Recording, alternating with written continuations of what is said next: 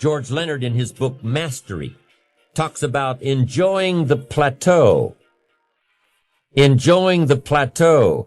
Now, this is an important point because so often we find ourselves racing to get ahead, thinking about our next achievement so much that we can't appreciate the time in between. Happiness is here and now. Happiness isn't the end result. Happiness is part of the journey. There's an old saying that goes like this: the road to heaven is heaven. The happiness that you're searching for in the future must be found today. The success you're after in the future will only be found by working on it today. Success is the balance between the need for active achievement and the satisfaction in taking the time to acknowledge what you've already achieved. Take time to reflect while you're enjoying the plateau. And while you're reflecting back on your past accomplishments, think about something else. Think about the potential within you that's still untapped. Consider these two questions during your time of reflection. Number one, what could I have achieved in the past had I been more diligent? Could I have been more disciplined, worked smarter instead of harder, said no more often to social functions, to community commitments? What could I have achieved in the past had I tried a little differently? Only you can answer this question. It's very personal. While you're reflecting and enjoying your plateau, all I'm asking is that you dig a little deeper and see if you can't be a bit more effective next time. Work a little smarter instead of a little harder. So that's question number one. What could I have achieved in the past if I tried a little more diligently? Now here's number two. How can I achieve more in the future? Well, if you take some quality time to thoughtfully answer question number one, you'll probably have a clue as to what's needed in the future. Do you need to work more diligently? Do you need to be more disciplined? Do you need to work smarter instead of harder? Do you need to say no more often? Do you need to manage your time better? That's one of the keys to reflection. You can put down on paper what worked for you in the past and figure out ways to translate this information into the future. You can design your better future if you can learn from your past. You can face your future with more excitement, more anticipation, when you design a future worth getting excited about. You can see your future and have it pull you, but don't forget to appreciate yourself for what you have done so far, for what you have done today. Know that your appreciation of yourself and your achievements will continue to fuel the fire of ambition. Self-appreciation is an integral part of success. You must develop a strong appreciation for your own style, your own methods, your own process. Take a self-appreciation inventory. Ask yourself a few questions. Start with number one. What have I achieved in the last 4 days, the last 2 weeks, the last 6 months, the last year, the last 10 years? What have I achieved during these time periods? Write it down. Take a self-appreciation inventory of all you've done and all you've accomplished and all you've become. Take inventory of yourself. Now compare this list to your goals. Have you accomplished all you set out to do in the last 4 days, 2 weeks, 6 months, 1 year, 10 years? Compare your list. Maybe you've been so busy trying to reach your goals that you haven't taken the time to sit back and reflect on where you've really been. Look back at your list and say, wow, I really have been through a lot. I really have learned a lot. Look what I've done. Look what I've become. I wasn't like this 10 years ago or even 1 year ago. Look at me. I'm doing okay. Building your ambition takes little steps. 1 step at a time, 1 day at a time, 1 week at a time. And it's like taking your family to a reunion where people haven't seen your kids for 6 months or even a year. They say, my, look how you've grown. Well, you know your kids have grown, but when you see them every day, it's hard to notice. So write down all your accomplishments and see where you've been and what you've done and who you've become. You'll say, "Oh, look how I've grown." And that's step one in taking a self-appreciation inventory. Now here's step two. What could I have achieved that I didn't? Be honest now, this is your inventory. Nobody else has to see it. What could you have achieved over the last week, the last month, the last quarter, the last year? What could you have achieved that you didn't? Would a game plan have made a difference? Would your direction have made a difference? Would greater preparation have made a difference? Would more discipline have made a difference? In how you changed your habits, changed your life? Would time management have made a difference? Major time over minor time? Ask yourself, what could I have achieved that I didn't? Now take this one step further with number 3. What do I want to achieve in the next 4 days, the next 2 weeks, the next 6 months, over the next year, over the next 10 years? What do I want to achieve? Well, all this falls in line with your goals.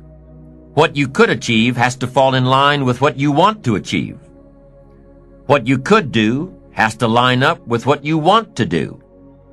And what you could become has to meet, what do I want to become? Everything affects everything. And through the proper disciplines, practiced every day, through the proper disciplines, the what could I do has to match up with what do I want to do. And here's number 4. What can I do to achieve this that I'm not doing now?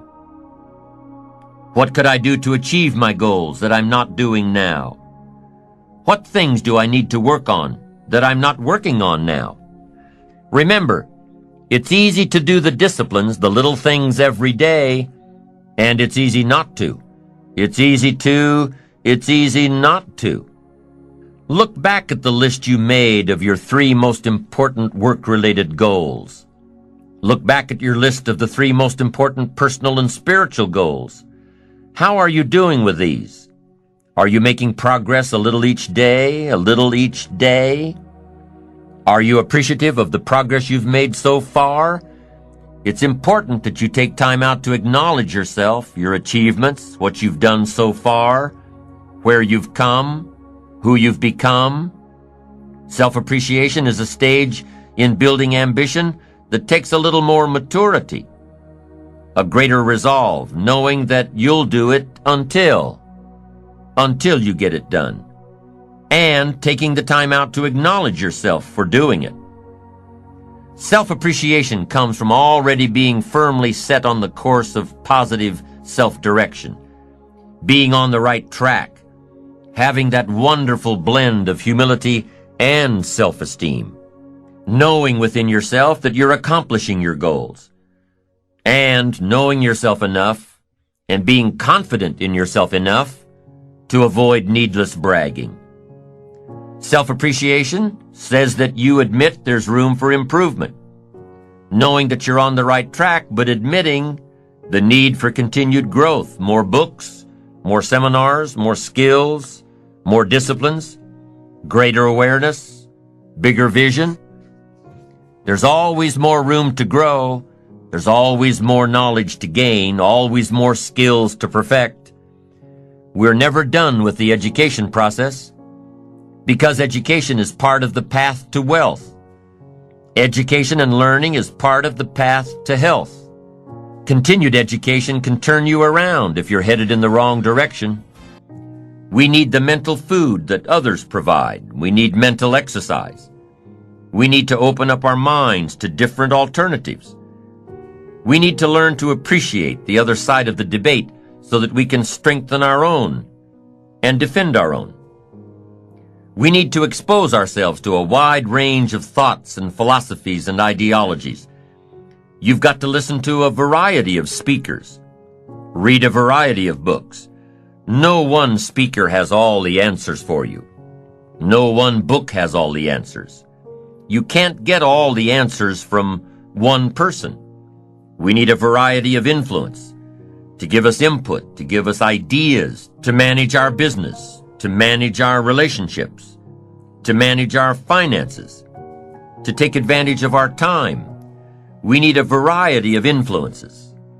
We need a variety of books in our library.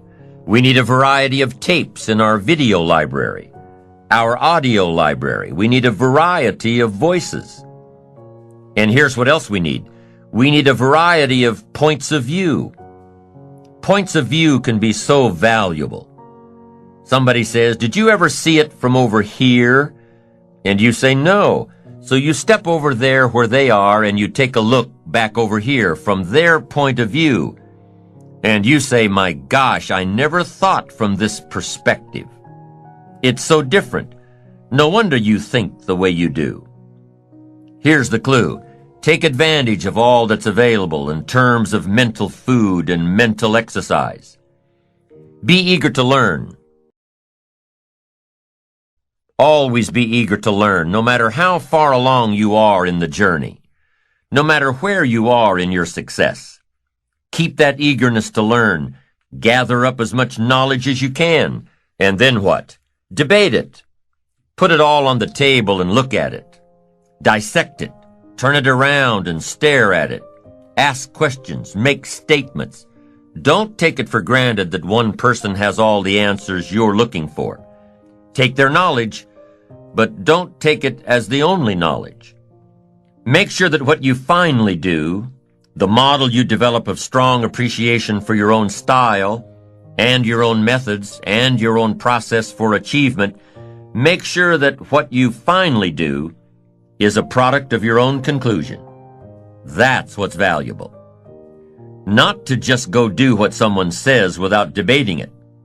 Consider the source and then do it your way.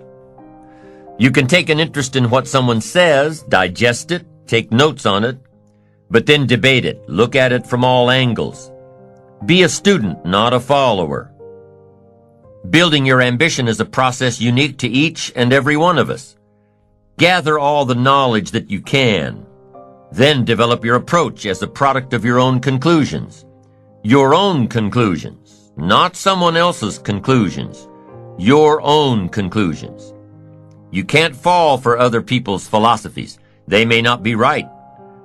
As you collect knowledge, you must sort through it and find out what's valuable. Then you can develop your own philosophy.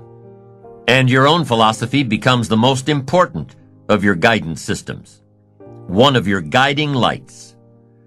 So develop your own plan, lest you get into trouble with someone else's. And debate the plans of others, the philosophies of others, the achievement styles of others, the way others appreciate themselves.